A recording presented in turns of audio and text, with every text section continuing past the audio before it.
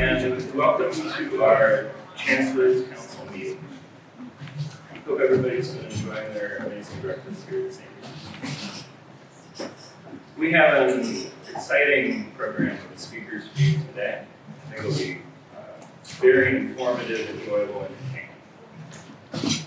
And so before we kick all that off, I'd like to introduce our alumnus, Lieutenant Timothy Field, the police commander with the Fairfax County Police Department, who will sing our national anthem. So please welcome.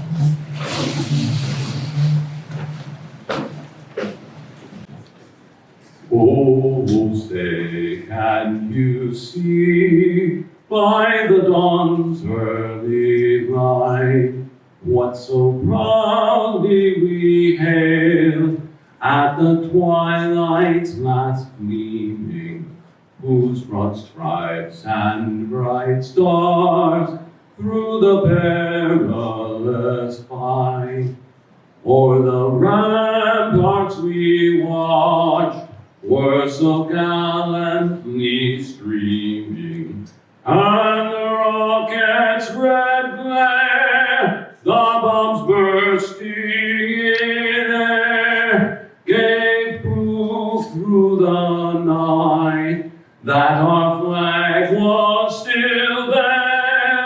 Oh, say, does that star-spangled banner yet wave o'er the land of the free and the home of the brave?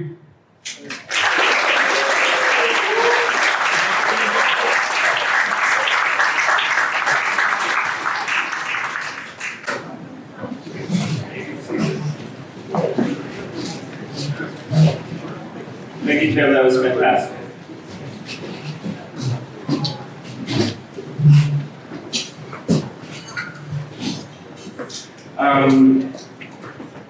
Well, before we introduce the first speaker, I'd just like to say a few words about what's going on in the Middle East.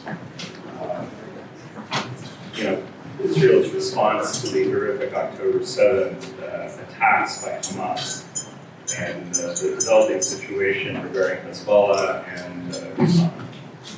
We teach a lot at IWP about winning without war. That's always preferable. If you can pursue your foreign policy objectives without having armed conflict, that's always the best way to do it. But there are some groups out there that just don't want to let you do it. They don't want to have a situation without war. And that's something like what we saw on October 7th. It's very similar to what happened on September 11th, 2001. Because the United States didn't want to have a war on terrorism. But Al-Qaeda, after repeated other attacks, did something so heinous, so terrible, that they became the United States' eternal foe. Then with their offshoot ISIS and other radical groups like that. And so it changed the way that we do business. Well, it's kind of the same thing with Israel. When they transferred Gaza to Palestinian control in 2005, the concept was land for peace. Give the Palestinians a chance to show that they can rule this territory, that they're ready for statehood. Instead, in 2007, Hamas took over a coup and turned Gaza into a launching pad for Iranian rockets and mortars, for assassinations and bombings, and firebombs delivered by kites and other things like that. So they turned land for peace into land for war. And Israel had periodically intervened in Gaza, smaller scale, limited military operations to destroy Hamas terror tunnels, destroy their arms depots, take out some of their leadership, and try to impose order. And they called that mowing the grass. That was an expression that they used for that. Kind of like, gets a little out of control, we'll go in there and mow the grass. And then this happens, October 7th. So Hamas, they couldn't leave well enough. So now it changed things. It changed their perspective. like 9/11 changed our perspective. There's no more mowing the grass. They're going in, they're gonna tear up the lawn, and they're gonna reseed it. With what or how, I don't know. But Prime Minister Netanyahu has stated their war aims when he said, every member of Hamas is a dead man, unquote. And you know it's going to be the wrath of God. Whatever happens, Hamas is gone. They're certainly not going to be in Gaza. And if their people are hiding in Qatar, or hiding in Iran, or hiding wherever they're hiding, you know they're going to be hunted down. And so that's what we're looking at in the future. Now, whether this conflict will remain limited to Gaza, whether it will expand to the north, whether it will bring in Iran, these are questions that remain to be seen. And these are things that may not be determined by the bad guys. These may be things that are Israel's choice. They may be the ones who decide to escalate this thing. And not just leaving the initiative up to Hezbollah or to the mullahs of Iran. But it's just important to know that things have changed. And we talk about these things in our classes a lot. I always tell my students, history conspires to make our courses more interesting.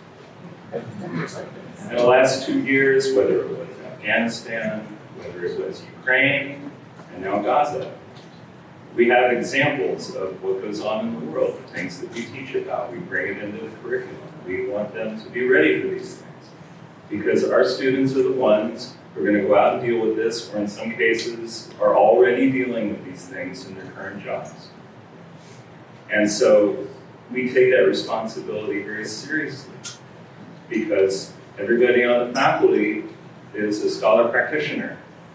We look at these things, and these are things that we've been dealing with, that we dealt with in our professional lives.